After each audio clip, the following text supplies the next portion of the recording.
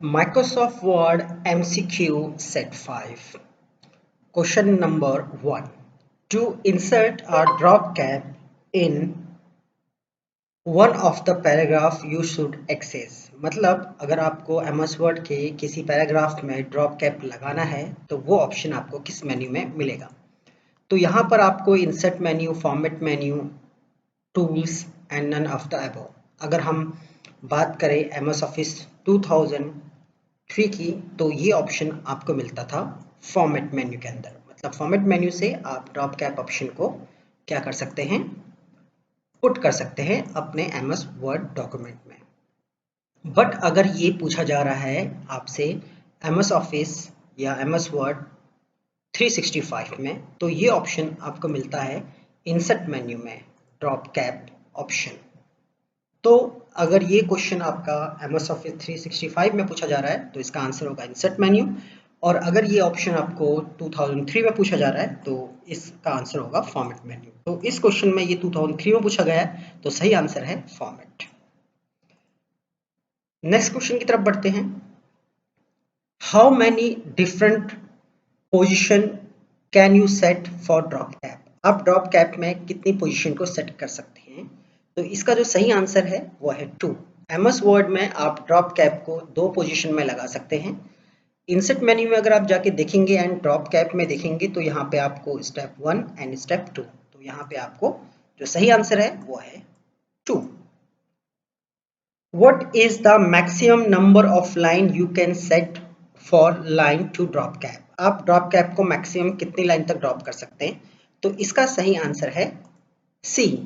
आप maximum 10 line तक drop cap को ड्रॉप कर सकते हैं। Which of the following cannot be used to create parallel style column?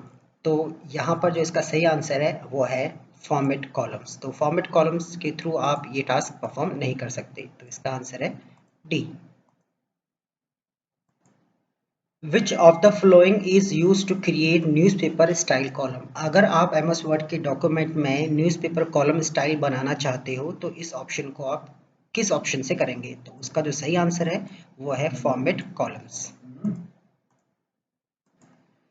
Column dialog box can be open from, मतलब कहने का है कि आप अपने MS Word के डॉक्यूमेंट में कॉलम के डायलॉग बॉक्स को किस तरीके से ओपन कर सकते हैं। तो MS Office 2003 में फॉर्मेट मेन्यू कॉलम सब मेन्यू में जाके इस टास्क को परफॉर्म कर सकते हैं।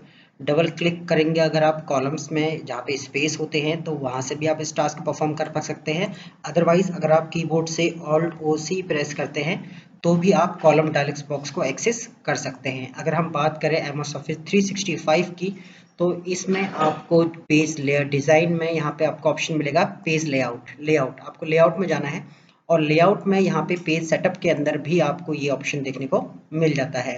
और तो MS Office 2003 के अकॉर्डिंग इसका जो सही आंसर है वो है डी। इन सभी ऑप्शन के थ्रू आप डायलॉग बॉक्स को, कॉलम के डायलॉग बॉक्स को ओपन कर सकते हैं।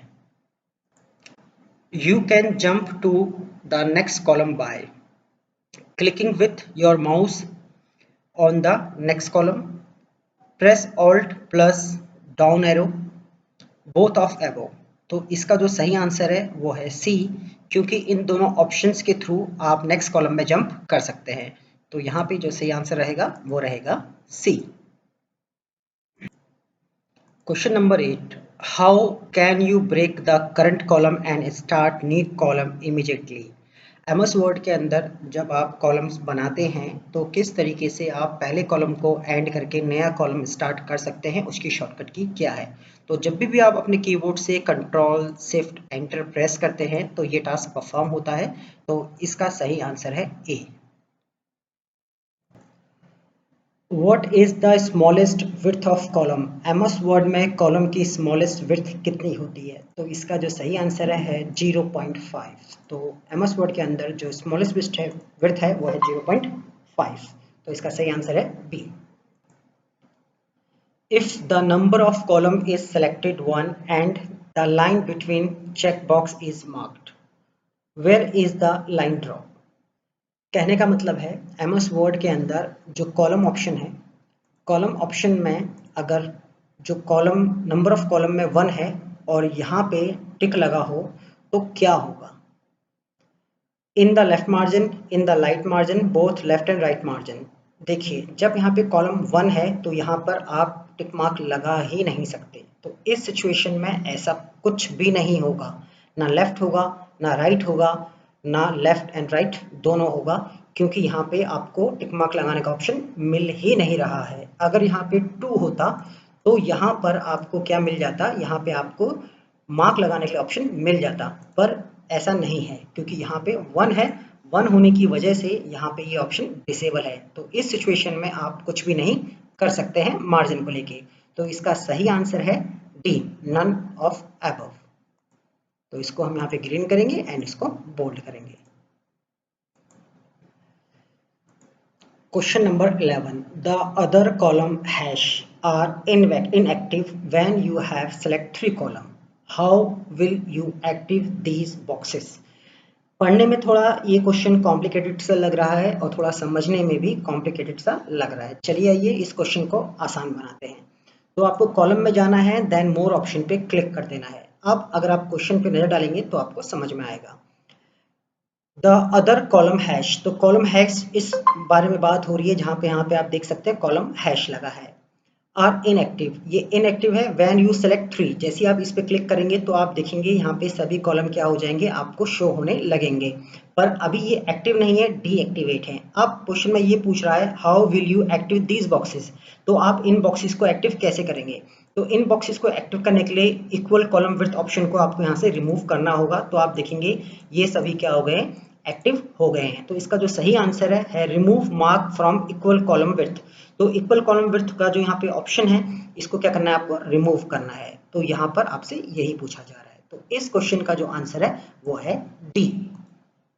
तो हम यहाँ पे इसको बोल्ड करेंगे एंड हाईलाइट करेंगे। Question number 12, how much space in minimum must be provide between column. Column के बीच में मिनिमम स्पेस कितना प्रोवाइड होना चाहिए? 0 inches, 0.5 inches, 1 inches and 1.5 inches. तो इसका सही आंसर है 0। आप मिनिमम स्पेस 0 इंचेस का रख सकते हैं। To open column dialog box quickly, अगर आपको कॉलम डायलॉग बॉक्स को बहुत क्विकली खोलना है तो किस तरीके से आप ओपन करेंगे? तो यहाँ पे जो बात हो रही है कॉलम मोर ऑप्शन में इस बॉक्स की, तो इस बॉक्स को आप क्विकली कैसे ओपन कर सकते हैं?